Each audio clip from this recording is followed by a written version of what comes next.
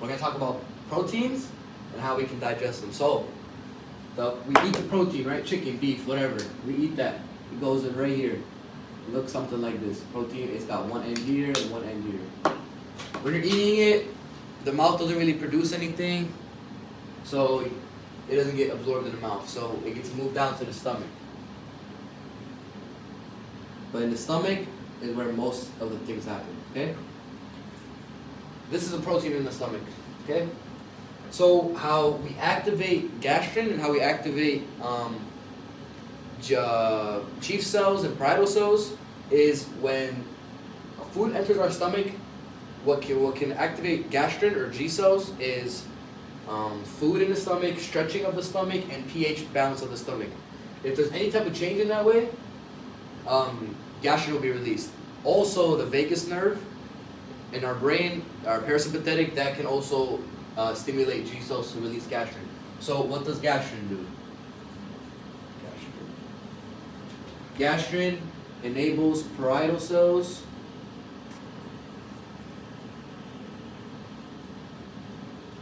to release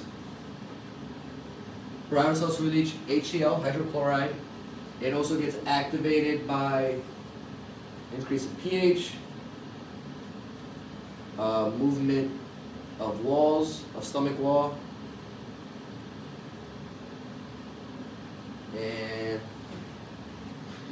gastrin also.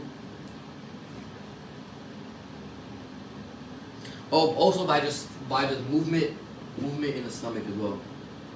So I'm just leave it there. So when gastrin gets released, it goes into the blood, and when gastrin gets released into the stomach, it tells parietal cells to release hydrochloride. Hydrochloride. So that hydrochloride is in the stomach. It's very acidic, which means it'll turn the normal pH of the stomach from 7 to 8 all the way down to 1 and 2 pH.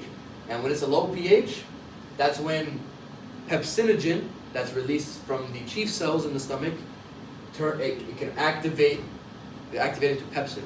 Okay.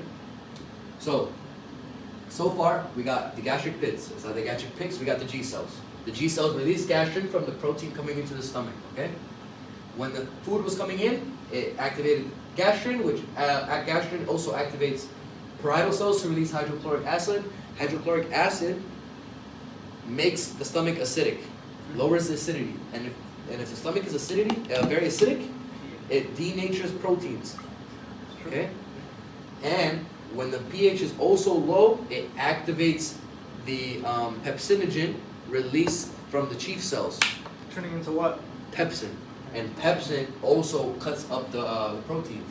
So, protein comes in. Okay, imagine it comes in like this.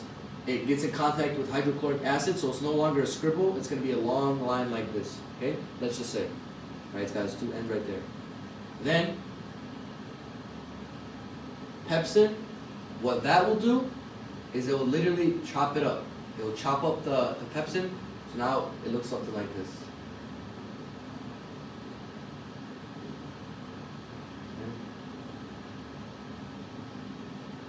So we got dipolypeptides and tripolypeptides.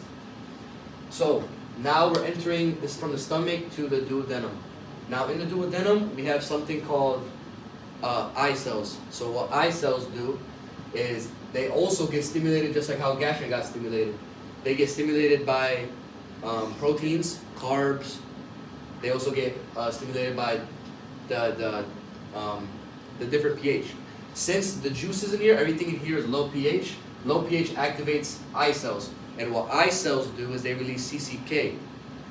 Now, if you don't know what CCK does, CCK is also a hormone in our body, and it enables the pancreas to release its juices, and it also tells bile to release its juices. But for right now, we're just going to focus on the pancreas, okay? Yes, question? Is that eye, what is it called, the eye cell? Yeah. I thought it was like ento. It is something like that. It's the same shit? Yeah, but I have it here as eye cells. Okay, that's fine. Yeah, CCK can be stimulated by the change of pH and the presence of fats and proteins. Okay, CCK tells the pancreas to release pancreatic juices. Inside the pancreas, there's three kinds of juices. There's amylase, trypsin, and lipase. But since this is a protein, we're just focused on trypsase, or whatever it's called. Okay. So we got pancreas. It's gonna spit out pancreatic juices. And then do it on them? Yeah, through here into here. Okay. And CCK enables this. Okay.